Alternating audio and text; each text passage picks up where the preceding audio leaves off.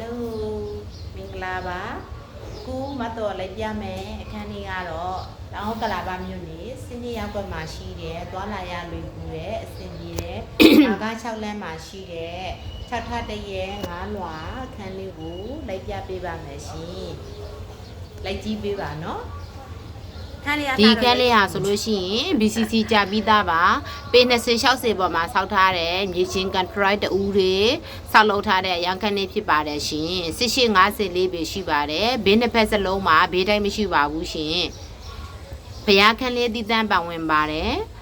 အခန်းထဲမှာဆိုလို့ရှိရင်ဆိုဖာစတီအသစ်ဆက်ဆက်လေးတွေပါရှိမယ်အကွမ်အသစ်ဆက်ဆက်တစ်လုံးတက်ဆင်ပေးထားပါတယ်ပါကေးတွေဆိုလို့ရှိရင်လေအကောင်းစားရှယ်ကိုမှခင်းပေးထားပါတယ်ရှင်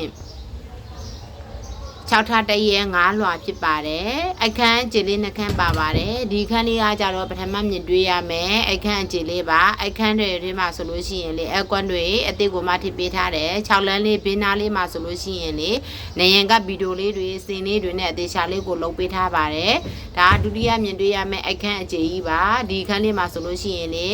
အကွမ်တစ်လုံးပါရှိပါတယ်ရှင်